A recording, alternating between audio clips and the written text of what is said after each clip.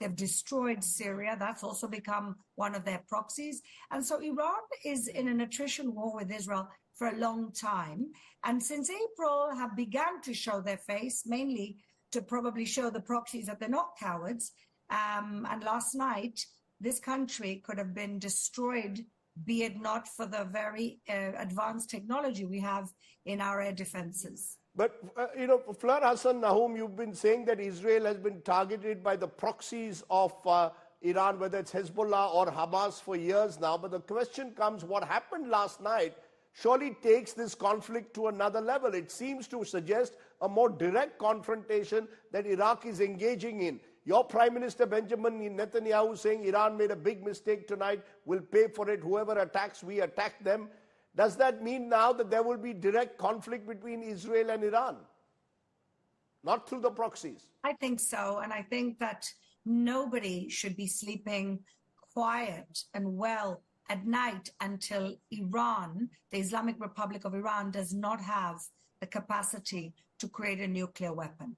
Because that is a threat not just to Israel, but to the entire free world. And that really is the crux of the problem. So if it has to be Israel taking out the infrastructure for them to continue to do terrorism, not just here in the region, but across the world, then we will have to do it.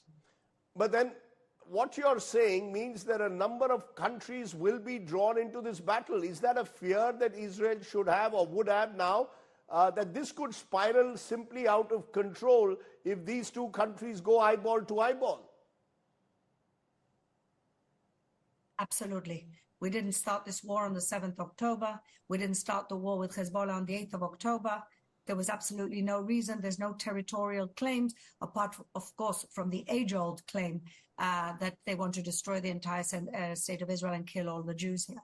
But apart from that, there were no particular territorial claims. We left Gaza in 2005. We left Lebanon decades ago. And so there was absolutely no reason for these players to start a war with Israel unless they had a bigger plan in mind. And that plan is certainly Iran's plan. Are the people of Israel, though, now firmly behind Benjamin Netanyahu at a moment like this? When he says, whoever attacks them, whoever attacks us, we will attack them. Are the people of Israel prepared for a conflict that could spiral out of control, that is with a country that has potential nuclear installations? Are the people ready for this war with Iran? Well, we weren't ready for the 7th of October, but I think that all the country understands that we're facing some very big enemies, and that if we don't destroy them now, they will destroy us later. And so people here in Israel, you have to understand, are very strong, very resilient. Since the beginning of the establishment of the State of Israel, we've had existential wars in order to destroy us. Remember, Israel and India were established as independent states in the same year, and Israel has had almost 10 wars to destroy it. Something that India hasn't had to deal with. You've had your own conflicts, but not existential conflicts. And we have had existential wars. So we're pretty tough people. And we've been around for 3,000 years or much more, but we've been in this land for over 3,000 years, and we're not going to be going anywhere. But, Ms. Nahum, all of this comes potentially at a huge human cost. Thousands of civilians have already died in Gaza. We know that in Beirut there are civilians dying. The costs of these wars, and it could also cost Israel, Jerusalem and Tel Aviv as well if it comes under attack. Is that something, therefore, this scale of human suffering, is that being factored in if this conflict reaches the point of no return? Well, this could end tomorrow. All Hezbollah have to do is go north of the Litani River, as they should have done under Resolution 1701. They should have complied with that resolution, and the world let them completely forget that that resolution existed. Hamas could return the 101 hostages that are in their dungeons, and then it would all be over. So the ball is not on Israel's court. The ball is on the court of the proxies of the Islamic Republic of Iran.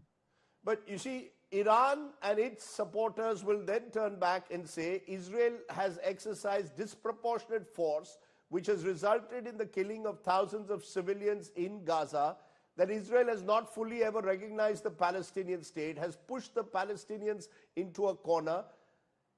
That's the narrative they play. We have these two competing narratives, each one calling the other a terrorist organization, the other saying we are an axis of a war of resistance. Do these narratives really continue to play out now, or are we reaching the stage, as I said, of a final battle where it is a moment which could prove decisive, a kind of tipping point? Have we reached that tipping point now, Ms. Nahum? I have no idea if it's the final battle. It's certainly a battle that we didn't want or we didn't start. On the 7th of October, we didn't want this war. We had a ceasefire with Hamas on the 6th of October. They broke that ceasefire. Did they think that they were going to come, behead our babies, rape our women, kill our children, and that we would just sit here? You know, the Jewish people have faced huge enemies over our thousands years old history. Huge enemies, and we're still here. So those people who think that they can destroy us, think again. We're small people, but we're very resilient, and we will fight until all our threats are eliminated. We've done it before. In 1948, we were outnumbered, we were outgunned. We had every single Arab country bordering in Israel, invading Israel, in order to destroy the nascent state of Israel. And if we won then, we will win now. Are you reasonably confident, though, that there could be a regime change as well in Iran? Is that what Israel is gunning for? As I said to my other guest, that's what's being hinted at by Prime Minister Netanyahu, that this is not a war against the Iranian people, it's against the Islamic regime there. Do you see that actually happening? Can Israel bring a regime change? And will that not be seen by the world as a violation in a way of Iran's sovereignty? No, and I'll tell you why. 80% of the Iranian people don't want that regime that subjugates them, that kills women for showing a strand of hair. This is Islamic jihadi fundamentalism. And 80% of the Iranian people do not want that government. Let them decide what government it is without rigged elections and police forces that kill women and children on the street and hang homosexuals from cranes. Let them decide who their leaders are. These people are not legitimately, democratically elected leaders of the Iranian people. So there's no sovereignty issues here. I want to ask you, though, in conclusion, do you believe that the world, and expressly the world fully stands behind you, including the Arab world? Do you believe that there are other Islamic countries that will stand behind Israel if tomorrow you enter a direct conflict with Iran? Well, last night we had Jordanian planes helping Israel. We've had Saudi Arabians and the Emiratis admitting in April that they helped Israel on that night when they also launched hundreds of rockets. And so we're already seeing a glimpse of what could be the new Middle East. You know, that's interesting. You believe that this could now redraw the contours of conflict in the Middle East, a kind of new Middle East with Iran being isolated even within the Islamic world. Is that what you're suggesting, that Iran and its so-called proxies could get isolated while Israel gets the support of the so-called moderate Arab nations? Is that something you're counting on? The moderate Sunni Arab nations already understand that Iran, the Islamic Republic of Iran, and Islamic fundamentalism is the biggest threat facing the world. The West and the free world hasn't woken up to that yet, but the Sunni moderate Arab countries in the Gulf certainly have. But the United States will probably also stand behind you. Do you see will this therefore be a joint US-Israel operation? If Iran were tomorrow to carry out attacks, continue to carry out attacks on Israeli soil, will we see Israel, United States working side by side to take on Iran or take on Tehran more directly? Well, we've been working side by side the whole time. There were American warships in the Gulf helping last night as well. And so, yes, it's not a far-fetched idea to think that the liberal free world should come together to destroy the biggest threat to that world. One final question, Ms. Nahum. India's role. Do you see India playing any kind of role at all? The Indian Prime Minister has spoken to Benjamin Netanyahu, called for de-escalation, called for efforts at restoring peace. Do you believe we have any leverage here in India? Can we play any role at all? I think India is a very important friend of Israel. They have been for many years. It's a very important country. And I think that India also understands how poisonous Islamic fundamentalism is. So absolutely, I think they could play a key role. In conclusion, ma'am, it's Israeli New Year, so a happy New Year. But are you entering this New Year with little reason to celebrate? Is this more a period of anger and fear as we approach the anniversary of what happened on October 7th? Has that completely changed in a way how Israelis also see the future now? Much more concern and trepidation, or confidence and determination?